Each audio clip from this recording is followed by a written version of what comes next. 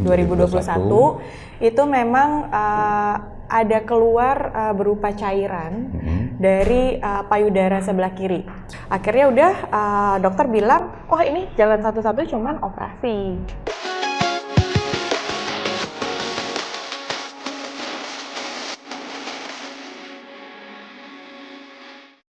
Halo Sobat Sehat Indonesia, bersama saya Dr. Bun, Health Advisor dari Rumah Sakit Modern Cancer Hospital Guangzhou, perwakilan Jakarta. Penyakit kanker masih menjadi suatu momok yang menakutkan dan mematikan yang menyerang jutaan orang di Indonesia dan di dunia. Tapi kita nggak boleh menyerah. Bukan berarti kanker berarti akhir dari segalanya. Untuk itu pada siang hari ini kita akan berbagi kisah inspiratif dan pengetahuan tentang kanker. Ya, semoga nantinya akan menjadi suatu sumber kekuatan dan sumber motivasi bagi kita semua dalam hal melawan penyakit kanker dengan penuh keberanian dan penuh harapan. Senang sekali siang hari ini bersama kita seorang cancer survivor dari Jakarta dengan Cynthia. Selamat siang Cynthia. Halo, siang dok. Ya, apa kabar Cynthia? Alhamdulillah sehat dok. Ya, sehat selalu ya. Senang nih bisa jumpa sehat lagi dengan Cynthia yang selalu ceria dan tetap semangat. Thank you dok.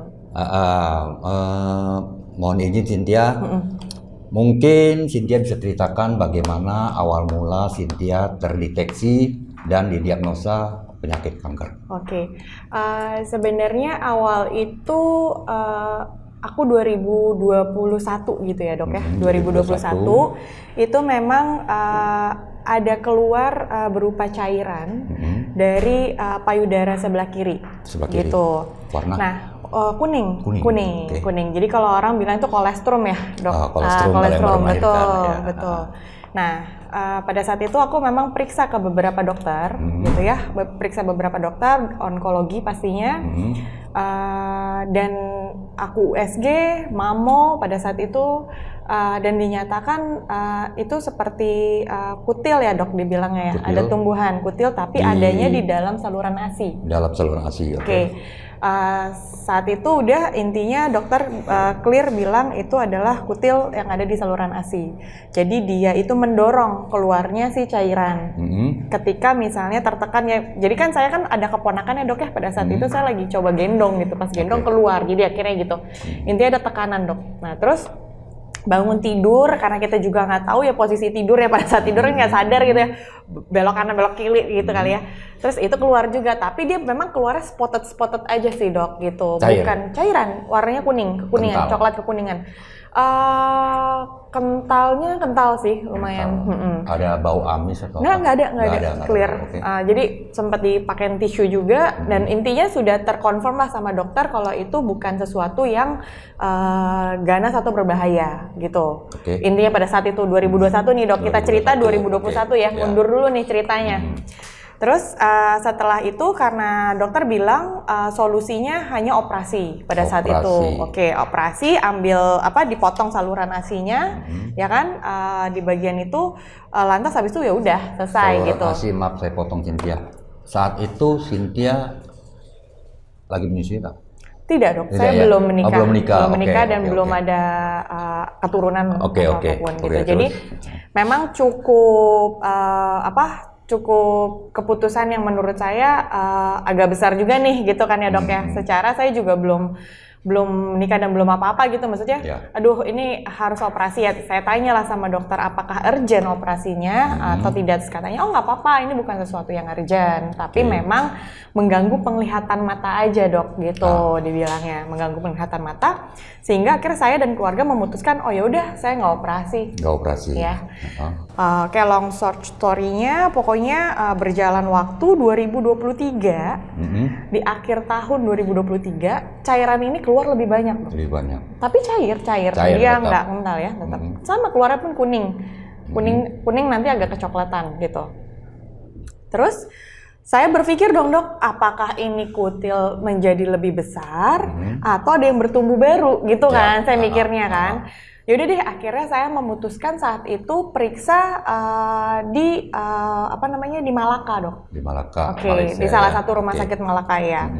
Periksa di sana, saya USG ulang, lantas dokter berkonsul dengan dokter di sana. Dari hasil USG dinyatakan itu adalah FAM. FAM, oke. Iya, Jinak fibroadenoma, berarti masih fibroadenoma jinak artinya. mamae, gitu. Terus ketika hasilnya seperti itu, dia besarnya sekitar 2,5 cm pada saat itu. Besar benjolannya. Besar benjolannya, Oke. si FAM-nya itu 2,5 cm, Dok, gitu kan. Terus akhirnya udah dokter bilang, oh ini jalan satu-satu cuman operasi. Karena saya berpikir di Indo dibilang dioperasi, kemudian di Malaka pun juga solusi hanya operasi, gitu kan. Ya udahlah, saya pikir udah tanggung, saya udah di sana gitu kan, Dok. Saya melakukan operasi, keesokannya inget banget itu 8 November, Dok. 8 November 2023. Oke. Saya melakukan operasi pengangkatan FAM. FAM. Ya, oke.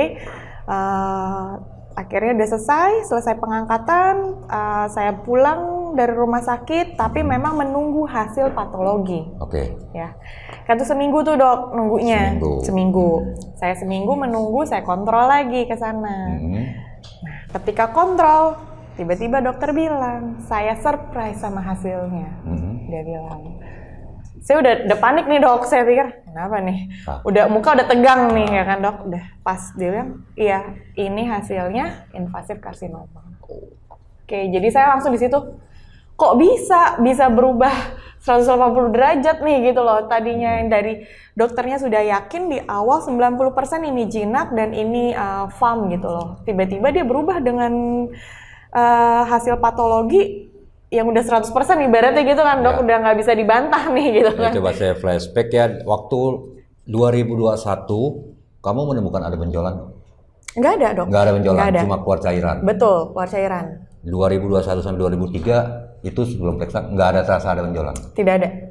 Apa saya yang nggak mengerti cara mengeceknya, tapi ketika dokter ngecek pada saat 2023 itu yang di Malaka, dia ngecek langsung ketemu, Dok, ada benjolan kecil 2021 gitu. dokter yang di sini tidak menemukan ada benjolan. Tidak ada. Makanya Dan itu pun dibilang cuma kutu. Hasil USG-nya itu pun juga clear, Dok, memang clear.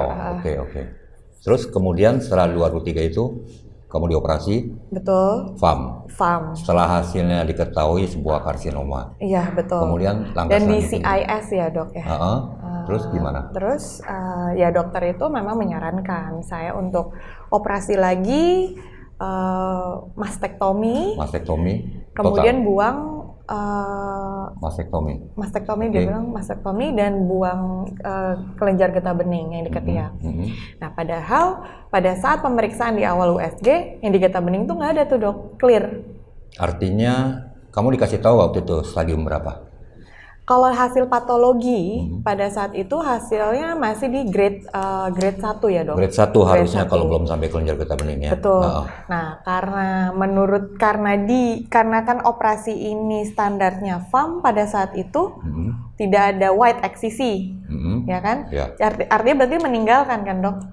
Nah, sepertinya karena jenisnya juga udah karsinoma itu mungkin ya, saya nggak tahu juga pemikiran dokter, mungkin ya dia bergerak cepat gitu loh, Dok. Udah pasti akan ke menyebar, betul. Gitu. Jadi dokter waktu itu menganjurkan operasi. Betul, operasi lagi. Kamu operasi lagi nggak? Tidak, Dok. Tidak. Terus apa yang kamu lakukan waktu itu? Nah, pada saat itu ya akhirnya saya pulang saya menghubungi semua orang, semua teman-teman saya bilang, tolong bantu saya mencarikan info. Apapun, intinya apapun, saya membuka peluang apapun yang untuk input ke saya pengobatan untuk kankernya apa aja. Gitulah, Dok. Ya udah sampai akhirnya saya memilah-milah. Intinya saya pada saat itu sudah mendesain saya nggak mau lagi yang ada namanya operasi. Betul. Artinya sejak kamu yang operasi FAM tahun 2023 betul, sampai kamu didiagnosa karsinoma, betul, tidak ada tindakan apa-apa yang lagi yang kamu lakukan? Tidak ada. Oke. Selanjutnya? Oke, selanjutnya sampai akhirnya saya ketemu salah satu teman saya, teman baik. Dia mengenalkan saya sama salah satu cancer survivor juga, yang kebetulan memang berobat juga di rumah sakit modern hospital, dan dia di situ bercerita tentang pengalaman dia selama berobat di sana. Oke. Intinya ini masuk ke dalam kategorinya saya, karena tanpa operasi, kemudian juga intinya mendapatkan solusi juga gitu loh untuk si kansernya, untuk pengobatan kanker, treatment kansernya. Akhirnya saya meyakinkan keluarga juga, ini kan intinya perlu ada diskusi juga nih ya keluarga juga gitu kan dok ya. Saya meyakinkan keluarga untuk berkonsultasi dulu pada saat itu. Konsultasi antar keluarga? Konsultasi dengan rumah sakit perwakilan di Jakarta lewat Zoom dulu tapi dok pada saat itu. By Zoom. Kemudian ya udah diberikan arahan, maksudnya treatmentnya akan seperti apa-apanya dan pemeriksaan dulu. Nah kebetulan saya juga belum PET scan pada saat itu kan dok. Belum pernah PET scan. Jadi ya benar-benar belum tahu apa-apa nih dok, sampai mana penyebarannya apa segala macamnya gitu. Ya udah sampai akhirnya saya decide untuk berobat di Modern Hospital. Jadi dari informasi teman, kamu menghubungi kantor perwakilan Guangzhou di Jakarta. Betul, karena dikasih kontaknya kan. Kamu konsultasi. Betul. Terus apa nih kira-kira poin yang bikin kamu, ya nih, gua kesini aja nih? Karena tanpa operasi dok. Oke, selain itu, hanya itu? Dan maksudnya setelah saya mendengar cerita langsung dari si cancer survivornya yang sembuh juga dengan pengobatan ini gitu, ya saya yakin gitu, maksudnya ya udah saya pilih ini. Gitu. Terus kamu udah akhirnya mengurus semuanya, visa dan segala macam itu cepat sih dok, karena saya harus memutuskan 2 minggu kan dari itu, karena takutnya penyebarannya bisa kemana-mana lagi gitu kan, yang ditakutkan. Berapa lama tuh dari kapan? Kamu 2023? November 2023 saya pertama kali datang ke rumah sakit modern di Guangzhou itu tanggal 7 Desember tuh. 7 Desember. Iya, 7 Desember 7 Desember 2023. 2023, betul. Sesampai di sana? Sampai di sana langsung istirahat sebentar, cuma diambil darah sih dok, diambil darah, kemudian persiapan untuk besoknya itu PET scan. Langsung di PET scan, karena kan memang sudah dibicarakan awal lewat Zoom dulu nih dok. Waktu itu, iya, jadi udah tahu nih. Udah langsung ke rumah sakit Guangzhou-nya waktu itu? Dengan tim medisnya? Iya, betul, dengan dokter tim medis. Udah langsung dengan tim medisnya Zoom, kamu udah dijelaskan kira-kira apa tindakan yang dilakukan. Betul.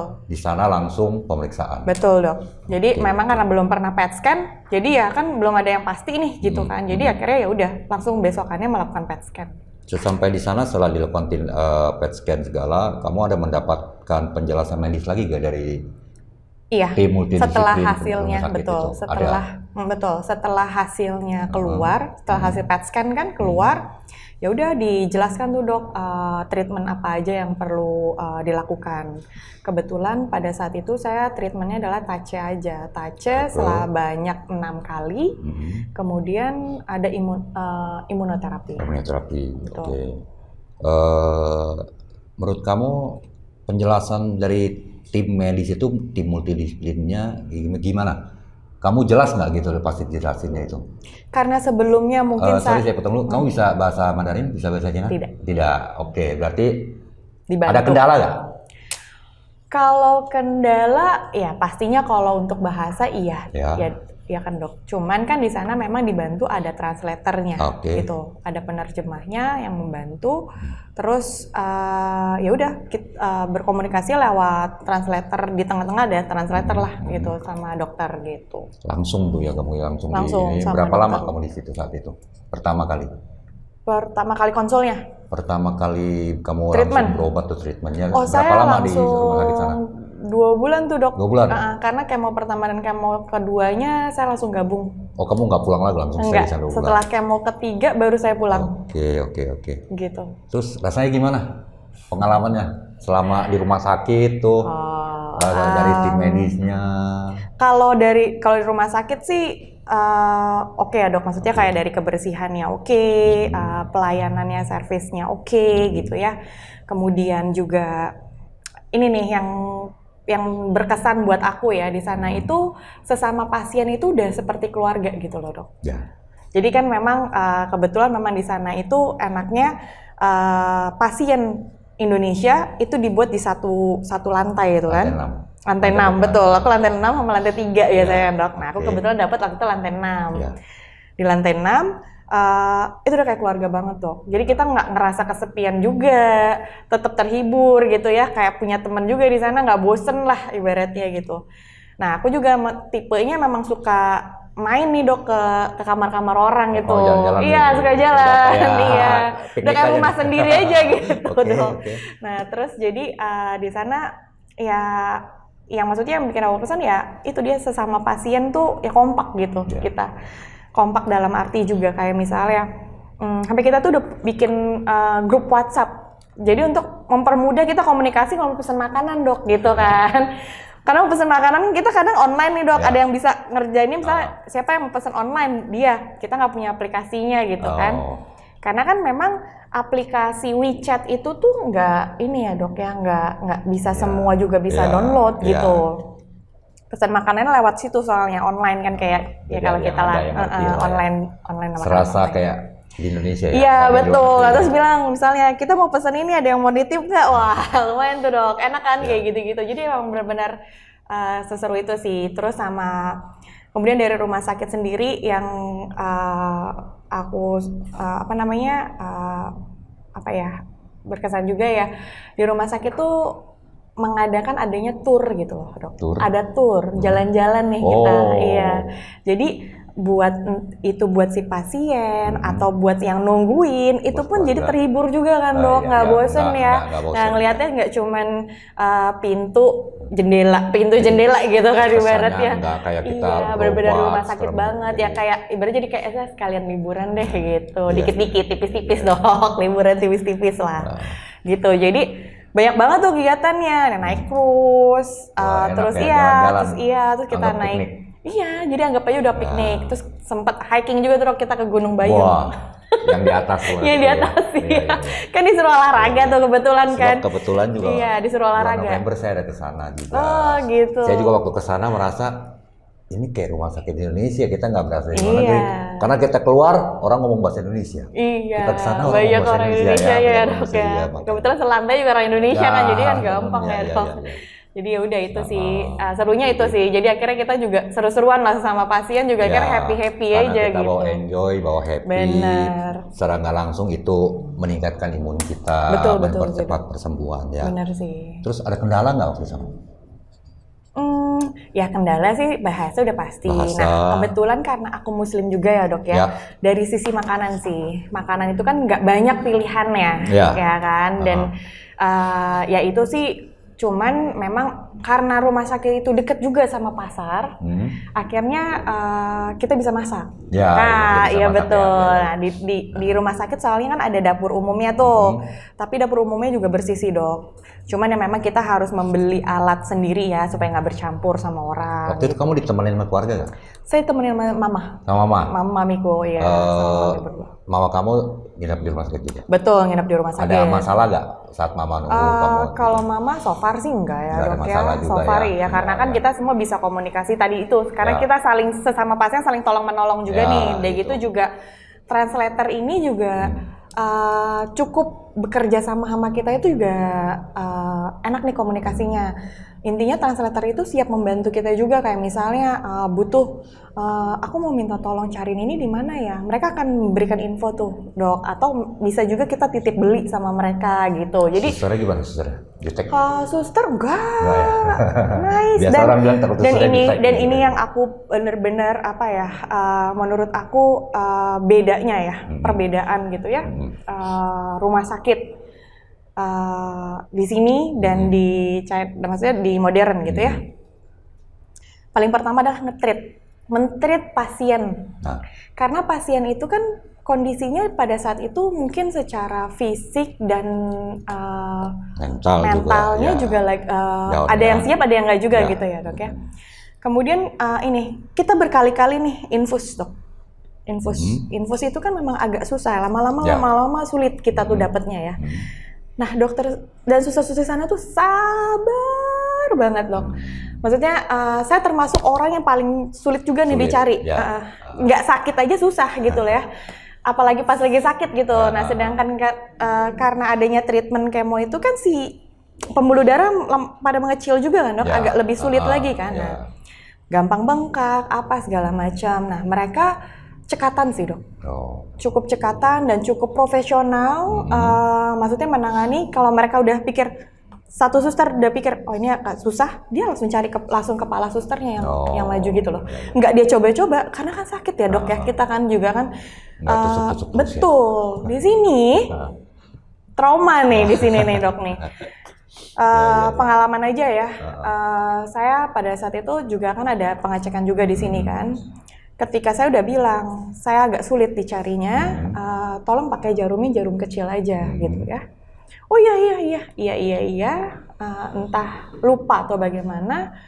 Saya tuh kan tipe yang nggak bisa ngelihat dok. Jadi saya memang udah nggak ngelihat nih kalau udah di ini ya, kalau udah ditusuk saya nggak ngelihat. Nah terus pada saat dilakukan mungkin nggak dapat atau nggak tepat ya dok ya. Hamadi korek-korek dok.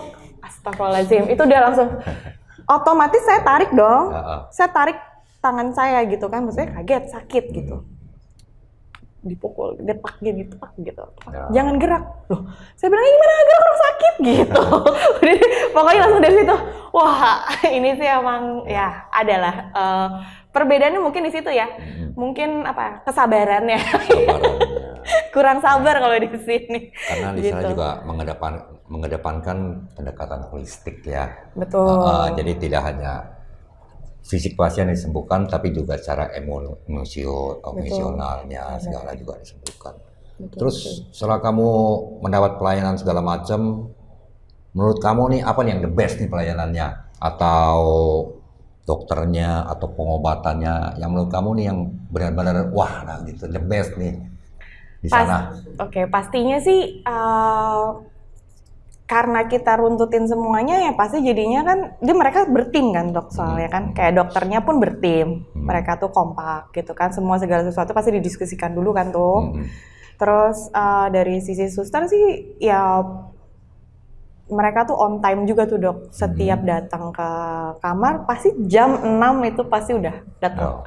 Pasti selalu jam 6 ngecek kita. Dan berkali-kali mereka tuh kayak random cek ke kamar, udah tidur belum atau itu. Ada. Mereka kayak takutnya mungkin kenapa-kenapa ya. Jadi mereka suka cek.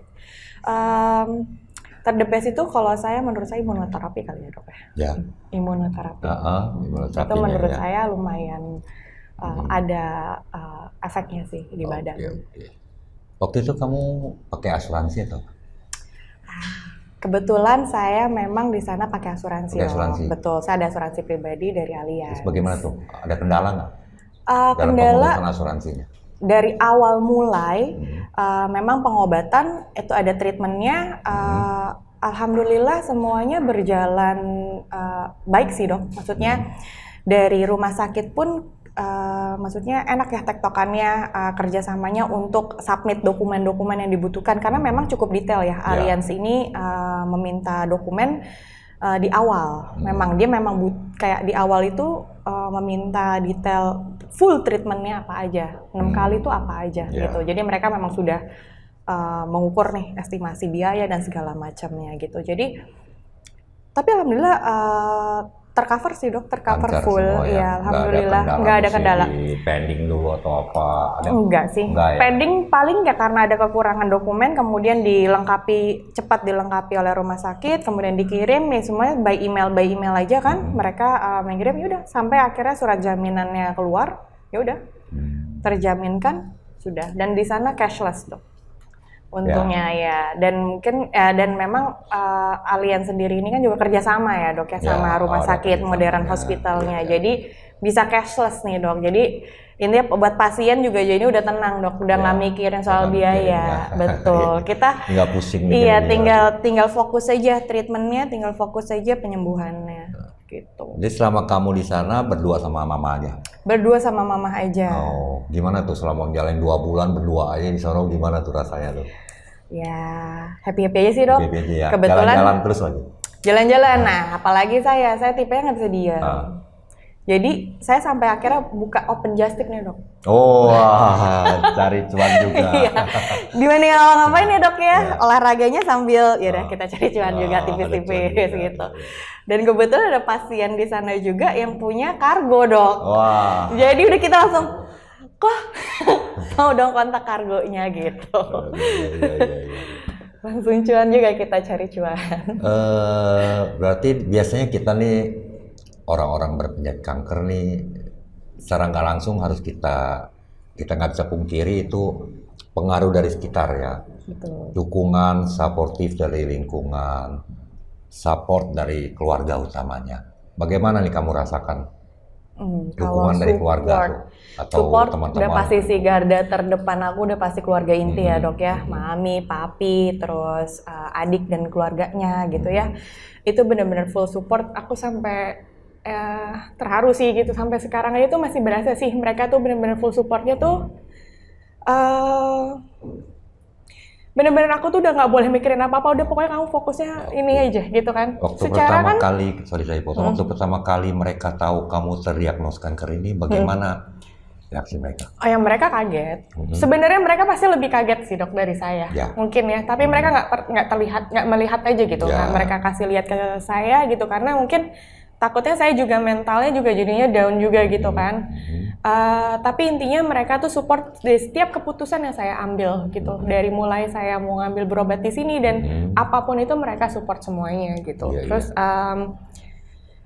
dan sahabat-sahabat saya juga gitu kan. Terus sama juga komunitas dari Allianz sendiri, insurance. Kebetulan saya juga aktif ya dok ya di Allianz ini gitu. Jadi komunitas ini pun juga membantu saya banyak sekali gitu dok. Dari segi udah kamu dokumen nggak usah kamu pikirin gitu. Jadi biar pihak dari mereka aja yang memikirkan gitu. Tektokannya apa segala macamnya gitu sih dok. Ya itu yang terpenting ya, support jadi bikin kita juga semangat. Iya, bikin mungkin tenang kalau juga sih dok. Pada kesempatan ini kalau ada kata yang mau kamu sampaikan kepada keluarga atau kepada teman, kira-kira apa yang mau kamu sampaikan? Mungkin buat teman-teman yang di luar sana, teman-teman di luar sana yang masih sedang berjuang, sedang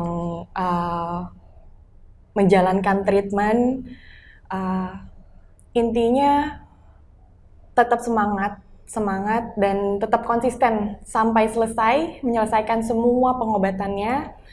Sabar udah pasti, tetap positif. Aku tahu itu memang nggak mudah gitu ya dilewatin, tapi yakin sama diri sendiri, yakin kita bisa melewati dan sembuh dan sehat kembali. Percaya aja pokoknya sama diri sendiri. Intinya tetap positif lah. Kalau untuk keluarga dan teman-teman yang sudah support kamu, mungkin ada yang mau kamu sampaikan? Untuk keluarga, sahabat, orang-orang terbaik aku di sekelilingku ini semuanya, terima kasih banyak. Terima kasih supportnya, terima kasih doa-doanya. Terima kasih semangatnya kalian yang memang juga akhirnya membawa hal yang positif untuk aku, sehingga aku bisa melewati ini dan bisa bicara dengan dokter saat ini sehat, alhamdulillah. Dan semoga apa yang aku sharing juga bisa bermanfaat untuk semuanya, bisa dijadikan pengalaman juga. Nggak perlu takut. Mungkin panik nggak apa-apa gitu ya. Itu. Tapi intinya, insya Allah semuanya itu bisa kita lewatin dan bisa sembuh kembali. Gitu. Terakhir Cynthia, mungkin seberapa besar kira-kira kamu bisa rekomen nih ke temen untuk berobat ke rumah sakit Modern Cancer Guangzhou, dan kira-kira apa alasannya? Mungkin untuk rekomennya begitu. Mungkin di sini belum banyak tahu ya tentang treatment apa yang dilakukan dari modern sendiri gitu dari rumah sakit ini. Tapi untuk teman-teman, maksudnya untuk semuanya, menurutku mencoba untuk membuka aja sih, membuka banyak-banyak mencari peluang cara apa ya, solusi untuk menyembuhkan kanker, karena pada saat ini semua metode itu kan intinya berkembang. Ya.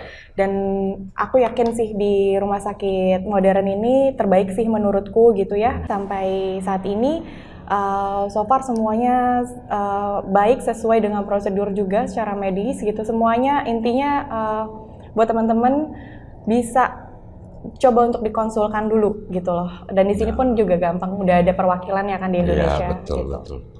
Ya, luar biasa Cynthia, terima kasih Terima atas kasih kisah dok, inspiratifnya. sama-sama dok. Sobat Sehat Indonesia, kita sudah mendengar kisah inspiratif dari Cynthia. Semoga ini semua bisa menjadi sumber kekuatan, sumber motivasi, dan dukungan kita semua untuk melawan kanker. Sampai jumpa lagi di kesempatan yang lain. Terima kasih.